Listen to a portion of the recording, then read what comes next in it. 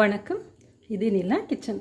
இன்றைக்கி நாம் ஒரு இன்ட்ரெஸ்டிங்கான ரெசிபி தான் பார்க்க போகிறோம். செட்டிநாடு ஸ்பெஷல் மசாலா போண்டா. இது இப்போ எப்படி பண்ணலாம் அப்படின்னு சொல்லிட்டு பார்க்கலாம். அதுக்கு முன்னாடி எல்லாருமே நம்ம சேனலை சப்ஸ்கிரைப் பண்ணிவிடுங்க, லைக் பண்ணுங்கள், ஷேர் பண்ணுங்கள், கமெண்ட் பண்ணுங்கள்.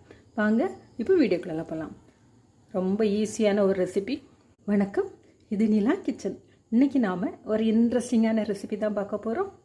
செட்டிநாடு ஸ்பெஷல் மசாலா சீயம் போண்டா எப்படினாலும் சொல்லிக்கலாம். இப்போ இது எப்படி பண்ணலாம் அப்படின்னு சொல்லிட்டு பார்க்கலாம்.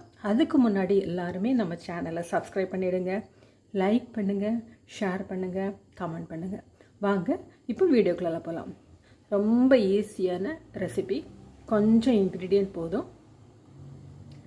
இதில் ஒரு வேரியண்ட் என்னென்னா தேங்காய் கூட சேர்க்கலாம். துருவின தேங்காவோ இல்லைன்னா சின்ன சின்னதாக கட் பண்ணி கூட சேர்த்துக்கலாம். இல்லாமையும் செய்யலாம். ரெண்டுமே நல்லா தான் இருக்கும். நான் இன்றைக்கி தேங்காய் சேர்க்காம தான் சேர்த்து தரேன். உங்களுக்கு விருப்பப்பட்டீங்கன்னா கொஞ்சம் தேங்காய் கூட சேர்த்துக்கலாம். துருவி சேர்க்கலாம், கட் பண்ணி சேர்க்கலாம். இப்போ எப்படி பண்ணலாம் அப்படின்னு சொல்லிட்டு பார்க்கலாம். ஈக்குவல் அமௌண்ட்டு பச்சரிசி உளுந்து, அரை கப் உளுந்து எடுத்திங்கன்னா அரை கப்பு பச்சரிசி, ரெண்டும் ஒன்றாவே ஊற வச்சிடலாம். ஊற வச்சுருங்க. ஊறினோடனே நல்ல தண்ணி தெளித்து நம்ம வடைக்கு அரைக்கிற மாதிரி சாஃப்டாக கெட்டியாக ஆட்டி எடுத்துடுங்க. ஈக்குவல் குவான்டிட்டி, ஒரு கப் அளவுக்கு உளுந்தப்பருப்பு எடுத்தால் ஒரு கப் பச்சரிசி, ரெண்டும் நல்லா ஊற வச்சுருங்க. ஒரு 3லேருந்து 4 மணி நேரம் ஊற வச்சிடலாம். இப்போ நான் இதை ஊற வச்சு எடுத்துருக்குறேன். இதை வந்து மிக்ஸி ஜாருக்கு மாற்றிடலாம். ஊற வச்ச பச்சரிசி உளுந்து ரெண்டும் வடைக்கு அரைக்கிறாப்பில் நல்லா திக்காக நல்லா நைஸாக ஆட்டி எடுத்துடுங்க. தண்ணி வந்து தேவைக்கு தெளித்து ஆட்டுங்க. மாவு ஸ்மூத்தாக அரைச்சி எடுத்தாச்சு. தேவைக்கு உப்பு சேர்த்துக்கலாம். பேன் அடுப்பில் வச்சுடுங்க. கொஞ்சமாக எண்ணெய், 1/2 டீஸ்பூன் கடுகு பொரியும், ஜீரகம், உளுந்தம்பருப்பு, கடலைப்பருப்பு.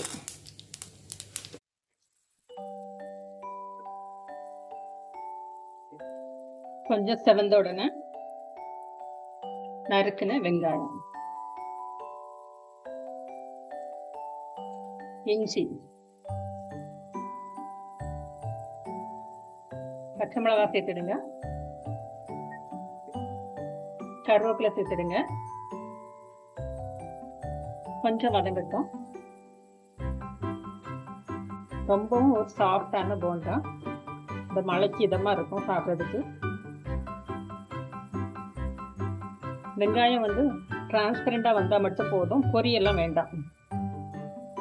அதனால் பருப்பெல்லாம் ஃபஸ்ட்டு பொரிஞ்சதுக்கு அப்புறமா வெங்காயம் போடுங்க. பச்சையாக கூட வெங்காயத்தை போடலாம். அதை விட கொஞ்சமாக வறுத்துட்டு நீங்கள் சேர்த்தீங்க அப்படின்னா இன்னும் நல்லாயிருக்கும். ஏன்னா மறுபடியும் நம்ம ஃப்ரை பண்ண போகிறோம். அதனால ரொம்ப ரோஸ்ட் ஆகிற மாதிரியெல்லாம் வறுபட வேண்டாம். கலர் மட்டும் சேஞ்ச் ஆனால் போதும். கொஞ்சம் டிரான்ஸ்பரண்டாக வந்த உடனே எடுத்துருங்க. இந்த அளவுக்கு போதும். ஃபைனலாக மல்லித்தழை. இப்போ ஸ்டவ் ஆஃப் பண்ணிடலாம்.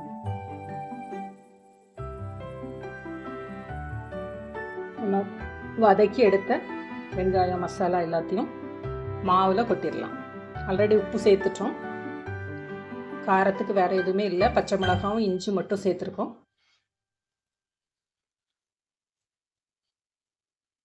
நல்லா கலந்துக்கிடலாம்.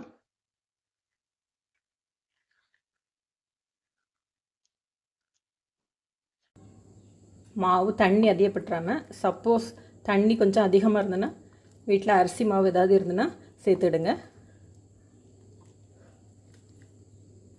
கைனால் எடுத்து கிள்ளி போடுற மாதிரி தான் இந்த மாவு இருக்கணும். இப்போ எண்ணெயில் பொரிச்சு எடுத்துடலாம்.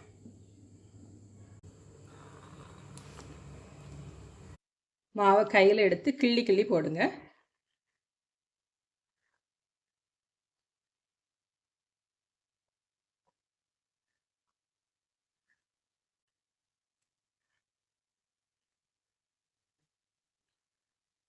மீடியம் ஃப்ளேம்லேயே இருக்கட்டும்.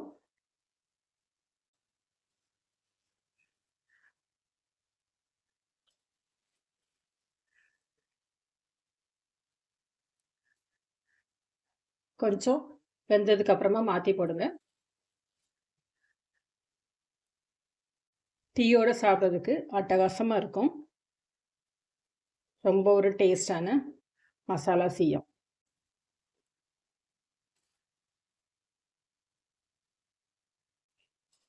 போண்டாஸ் எல்லாமே ஆல்மோஸ்ட் ரெடி ஆயிடுச்சு. எல்லாமே கலர் சேஞ்ச் ஆக ஆரம்பிச்சாச்சு. கோல்டன் கலர் வருது. தொட்டுக்கிறதுக்கு ஒரு சட்னி மட்டும் போதும், வேற எதுவுமே தேவைப்படாது. அப்படியே கூட சாப்பிடலாம். 2 பக்கமும் மாற்றி போட்டு நல்லா கலர் சேஞ்ச் ஆகி வந்த உடனே இப்போ எடுத்துடலாம்.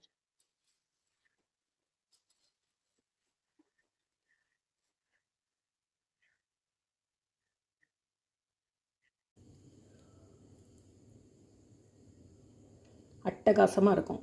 ஒரு சட்னி மட்டும் போதும். போண்டா ரெடி ஆயிடுச்சு. இதே போல் நீங்களும் செஞ்சு பாருங்கள். செஞ்சு பார்த்துட்டு எப்படி இருக்குது அப்படின்னு சொல்லிட்டு ஃபீட்பேக் கொடுங்க. தேங்க்யூ.